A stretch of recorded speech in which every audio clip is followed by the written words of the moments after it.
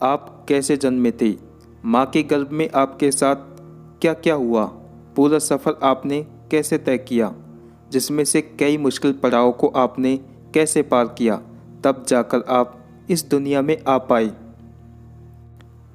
आज के एपिसोड में हम इसी सफ़र पर निकल रहे हैं, जहां आपको पता लगेगा कि आपका आकार कभी चावल के एक दाने से भी छोटा था और धीरे धीरे आपने कैसे इंसानी बच्चे का आकार लिया। आज आप जो हैं और कैसे हैं, कैसे आपके माँ बाप के गुण आपके अंदर ट्रांसफ़र हुए। आज हम सुनेंगे एक सिंगल सेल से लेकर आपके पूरे इंसान बनने तक की कहानी, एक ऐसी कहानी जो हमें इंसान बनाती है। यह सीरीज का दूसरा एपिसोड है।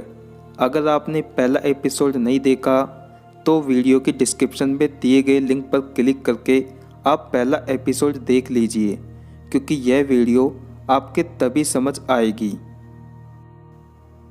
शुक्राणु और अंडे के मिलन के बाद अंडे के अंदर कुछ ऐसा होता है जो आने वाली नई जिंदगी को रास्ता दिखाता है। यहाँ पर सब कुछ तय होता है। जो शुक्राणु अंडे के अंदर फ्यूज होता है और वह 23 क्रोमोसोम को भी अपने साथ लाता है। यही बात महिला के अंडे के साथ भी होती है, जिसमें से वह 23 क्रोमोसोम अपने साथ रखती है। अब ये क्रोमोसोम होते क्या हैं?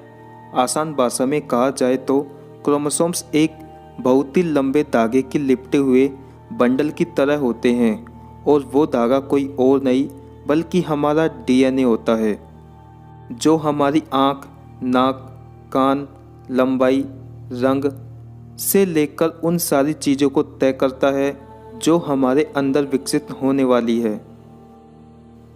ये सारी इन्फॉर्मेशन एकजुट के तौर पर हमारे डीएनए में होती है, और इसी इन्फॉर्मेशन के एक बेहद लंबे धागे के लिपटे हुए बंडल से बनता है हमारा क्रोमोसोम।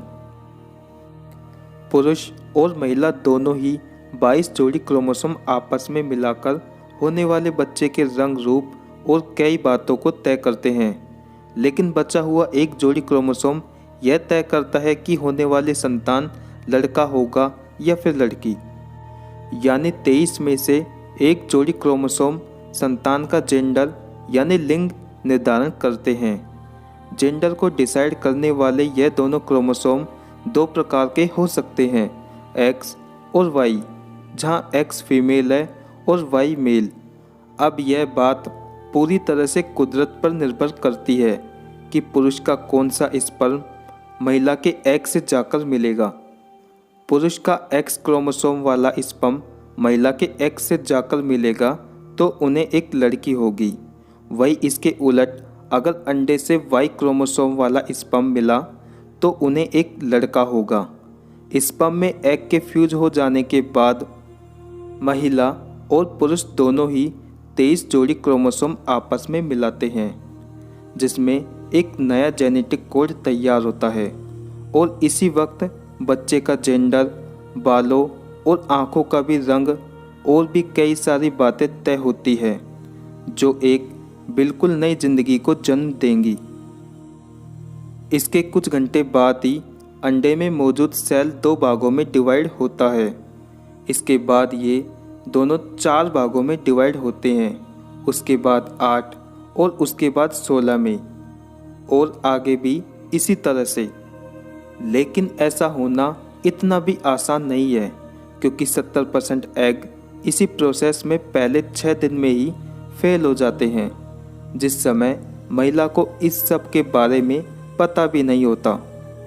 लेकिन अगर ये प्रोसेस ठीक से हो गई तो एक नए प्राणी के शरीर के विकसित होने की शुरुआत हो जाएगी, और ये एग अब एग नहीं रहकर एक एम्ब्रियो यानी भ्रूण में बदलने लगता है।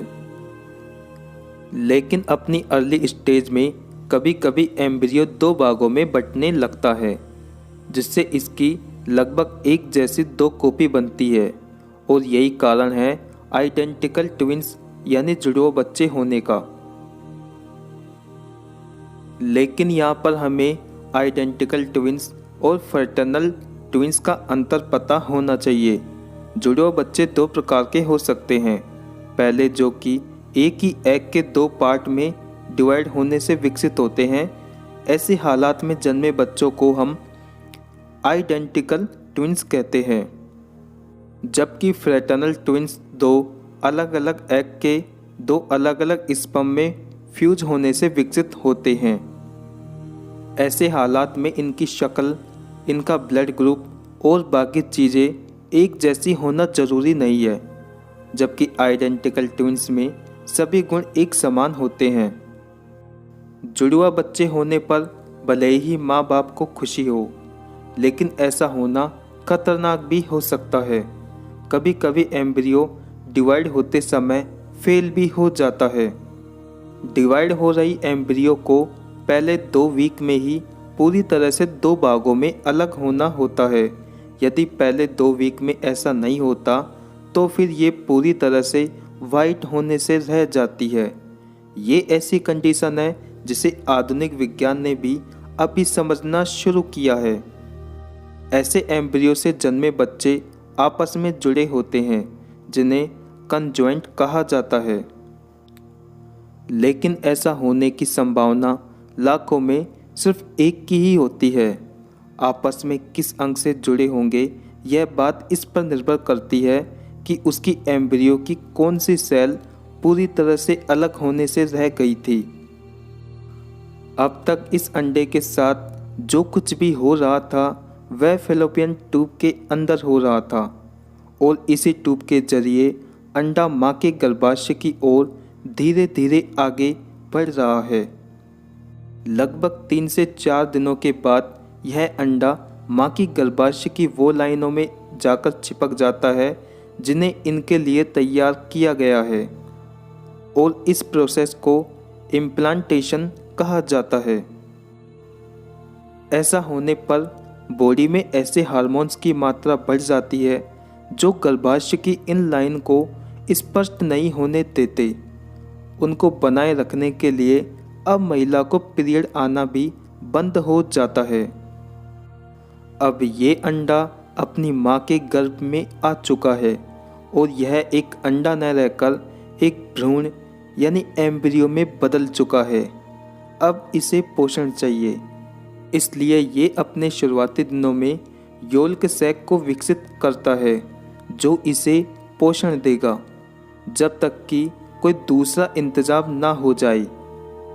भ्रूण के अब 2 भाग होते हैं, जिनका अंदरूनी भाग बच्चे को विकसित करता है और वहीं इसका बाहरी भाग गर्भाशय की दीवारों से जुड़ता है और एक नए अस्थायी अंग के तौर पर अगले 14 से 20 हफ्तों तक तेजी से विकसित होता है, जिसे प्लेसेंटा कहते हैं।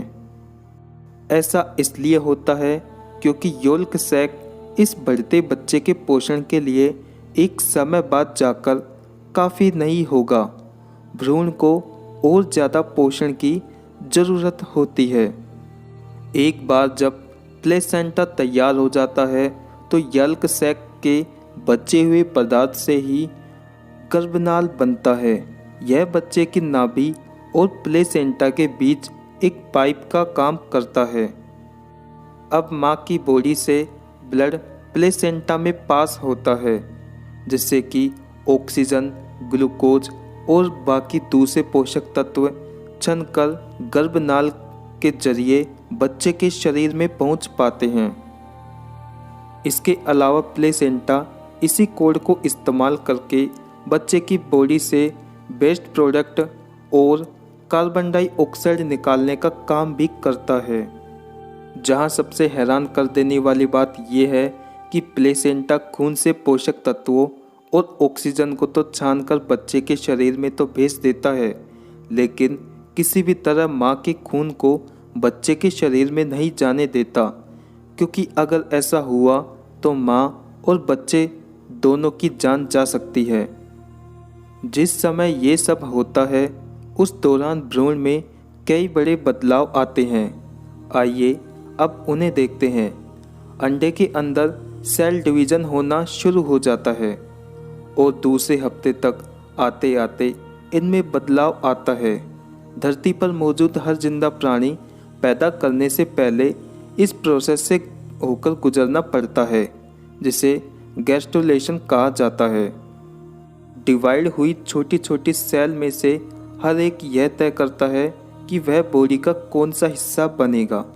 बच्चे का दिल, दिमाग, मसल और बाकी हिस्से इन छोटी सेल के जरिए आगे जाकर विकसित होते हैं। 3 हफ्तों की ग्रोथ के बाद भ्रूण में एक नन्हा दिल भी विकसित हो जाता है। इस वक्त तक इंसानी भ्रूण धरती पर मौजूद बाकी जीवों के भ्रूण की तरह ही लगता था, लेकिन 10 हफ्तों के बाद ये इंसानी भ्रूण के जैसा दिखना शुरू हो जाता है। यहाँ तक आकर भ्रूण का चेहरा भी उभर आता है।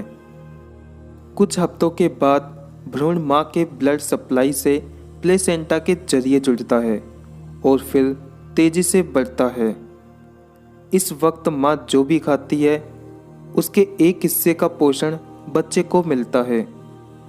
जैसे जैसे बच्चा अंदर बड़ा होता है वैसे वैसे माँ के गर्भ का साइज पहले से कई गुना ज़्यादा बड़ा होने लगता है, अपने नॉर्मल साइज से कई सौ गुना ज़्यादा। माँ और बच्चे के बीच प्लेसेंटा और एम्बिलिकल कार्ड एक मजबूत रिश्ते को कायम करते हैं, जिसमें सारी मेहनत माँ की होती है। लगभग 9 महीने माँ के गर्भ से बच्चे को पोषण मिलता है और इस बीच यही गर्भ उस नन्ही जिंदगी की दुनिया होती है, जिसमें उसे वह सब मिलता है जिसे उसकी ज़रूरत होती है। और आखिर में जाकर एक नई जिंदगी इस दुनिया से उस दुनिया में आती है, जिसकी शुरुआत कभी तो बेहद छोटी सेल के मिलने से हुई थी। दोस्तों, आज के लिए बस इतना ही। उम्मीद करते हैं कि आपको ये वीडियो बहुत ही ज़्यादा पसंद आई होगी। ऐसे ही वीडियो देखने के लिए हमसे जुड़े रहे।